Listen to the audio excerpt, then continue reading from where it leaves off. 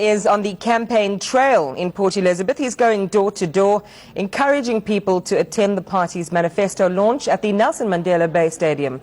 The ANC launches its manifesto in the hotly contested Nelson Mandela Bay this weekend, followed by the DA on the 23rd and the EFF on the 30th of April. Port Elizabeth is the largest city in the Eastern Cape and one of South Africa's major centres. It's been dogged by poor governance and will be a key battleground in the upcoming polls. But residents there believe a lot more needs to be done before any political party gets their attention. Unemployment is rife and service delivery leaves much to be desired. Gang violence has already claimed 50 lives in the notorious northern areas of the Nelson Mandela Bay.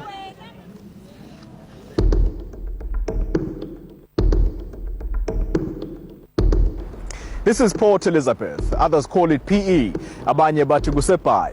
It's also known as the Windy City and the Friendly City.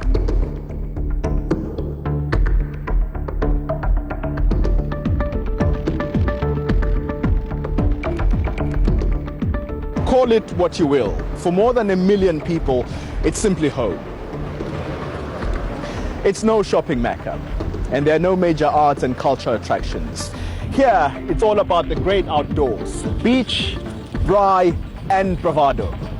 Iron men and women are made along this glittering coastline, and extreme sports is a popular pastime.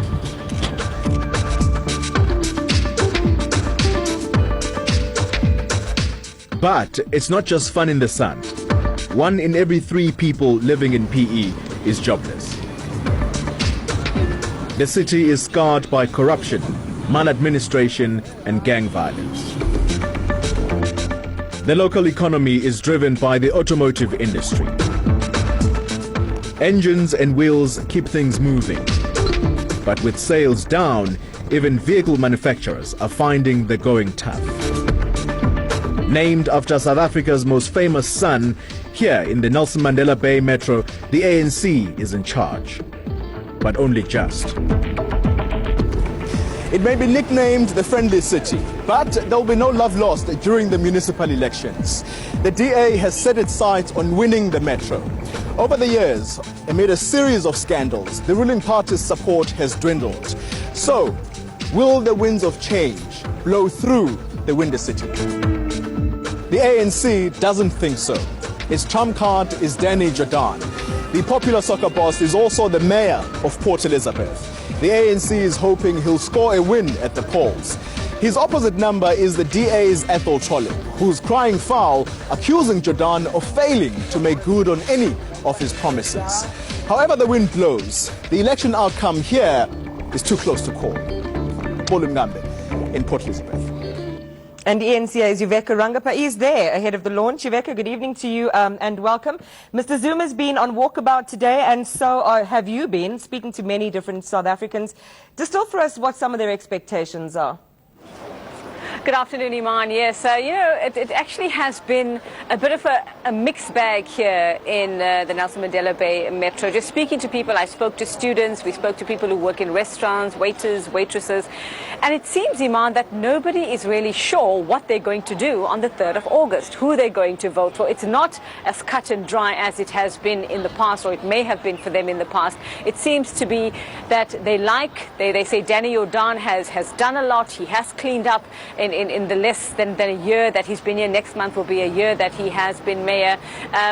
But they seem to have misgivings about the ANC as a party based on the current controversy around President Jacob Zuma. But on the other hand, they seem to have major trust issues with the DA. And of course, the EFF and the UDM might have small successes, but it doesn't seem like they will make a big enough dent in the ANC or DA support base here in Nelson Mandela Bay Metro. So it really, they really still need to make up their minds over the next 4 months or so. And I suppose what happens and what each party does in the next 4 months, and what we're hearing is they don't want to hear talk anymore.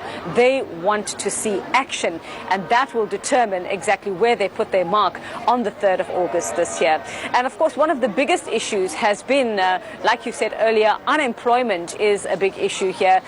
Corruption and maladministration, which is what Danny Jordan has reportedly been clamping down on with some small successes over over the past year. That's also the other issue. And then gang violence, all of those things having major impacts, and I'm sure business as well. Major impact. I have with me here Kevin Hustler Iman. He's the CEO of the Nelson Mandela Bay Business Chamber. Kevin, thank you so much for your time this afternoon. In general, all of these challenges, and these are just a few of many that we've mentioned, how are they affecting business in Nelson Mandela Bay? Thank you, Becca. If you look at the past 5 years, the Business Chamber have been driving very hard organised businesses' concerns in the metro. A lot of that has had to do with the infrastructure in the region. So we're looking at electricity infrastructure, you're looking at water infrastructure that has been crumbling, unfortunately, and needs intensive investment and also maintenance. And then looking at roads and the furnishings around roads starting to crumble, unfortunately, and not enough attention being paid there. But then on the other area, that all impacts on local business investing in the area, local business wanting to become more competitive internationally, and with these things hindering it, it's not an enabling environment for business. So we would also be looking for a suite of incentives beyond the infrastructure investment that would attract local investors as well as international investors to this destination. But it needs to be competitive, and the infrastructure needs to be sustainable to support us. Well, Kevin, looking at PE, and you think of the tourism possibilities. I mean, you have your port, you have access to the sea. You have to wonder, why would it be so difficult to create jobs for people? Why is the unemployment rate so high? Why is the youth unemployment rate so high? I think it's a very challenging area for all of us in this region. If you look at the youth unemployment running close to 60%, a lot talks to the enabling environment for business. So let's say that the local municipality, along with provincial government and national DTI, could come together with a suite of incentives that would attract business to this region, along with the infrastructure investment, that would allow business to thrive in an enabling environment. Right now, the enabling environment has not been there. It has not been conducive. So people have been also hesitant, I believe, to invest in the region because there's been a lack of business confidence and also a lack of strong leadership with an overarching vision for the metro. And that's what we as business are striving for, is to see an overarching vision that we can all buy into. We've developed a business vision for 2030, and we'd love to see an overarching vision that the entire community is bought into, that we can drive the city forward to the next level. There will undoubtedly be a new council after the 3rd of August. What should be top of their agenda? For us as a neutral, apolitical organisation, we're not concerned as to who is in power at this time. What we want to see is good governance, effective leadership. We want to see consequence management for those that are involved in corrupt activities, as you mentioned earlier. We want to see those people taken to task and dismissed from the organisation if that's required. It has happened on a small scale. I really believe there's a lot more work in that arena. But also we want to see a strong leadership that really inspires the community, that inspires the business community, engages with the broader community, gets their buy-in, and helps us drive the region forward. And I think those are the things that we'd like to see top of the agenda, beyond just the infrastructure investment we were talking to now.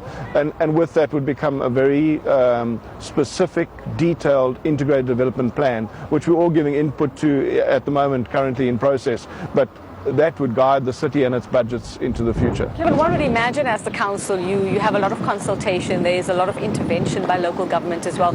If there were a change of government, if, for example, it went to the DA, how would you manage that? How do you envisage that panning out and how you work and your relationship? What type of relationship will you forge? Obviously, as representing organised business, we need to engage with whoever is in power at the time. So we would engage, let's say it's the DA, for example, we would start a relationship with them now and continue the relationship in the future. Our approach is very consultative and collaborative, and that's the type of partnership we would want to maintain.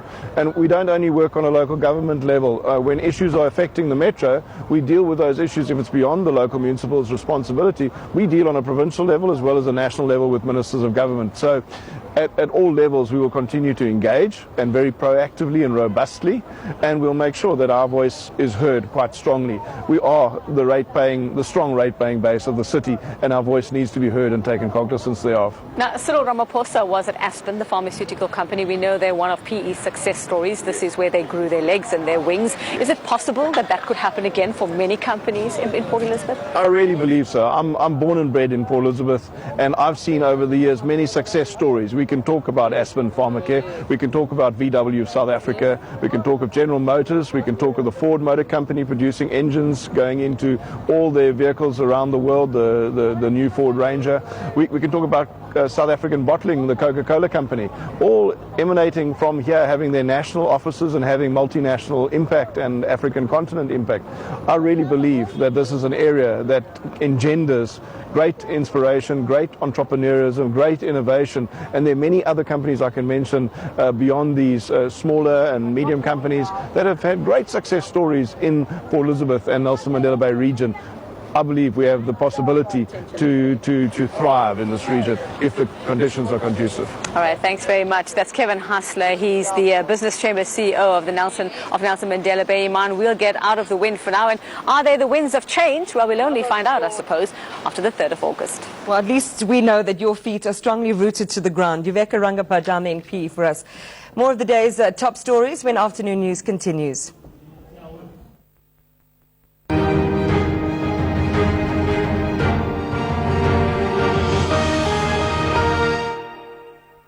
Unfair dismissal, wrongful arrest, blacklisting, contractual disputes, uncontested divorce, or drunk driving charges. It can happen to anyone. Join Clientele Legal today and have a tough professional lawyer by your side 24 hours a day. It's affordable. Plans start from 130 rands per month. SMS plan to 42770 and we'll call you back.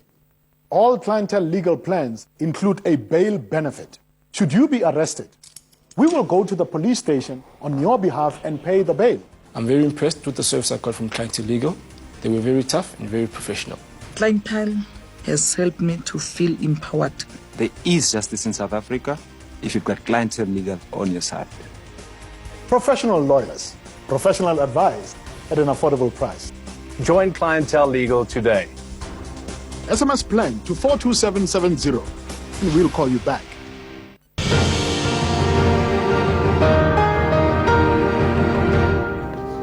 All right, let's bring you the top stories this hour. Dimpo Hani and the SACP lashing out as the state's bid to appeal Janus Valus's parole is dismissed.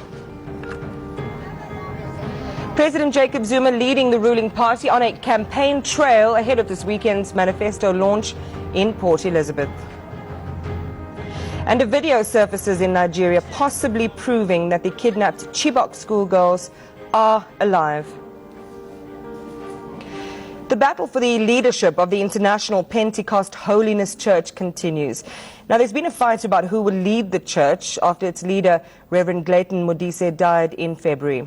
His son Tsepiso claims his father chose him to lead the IPHC, but some congregants, led by church elders, don't want him there. And today, the North Gauteng High Court ruled in their favor, setting aside an earlier ruling. The previous court order gave powers to the church's executive committee, led by Tsepiso, to run its affairs. The matter has been referred back to the church's internal structures. There's a dispute about who is the executive committee.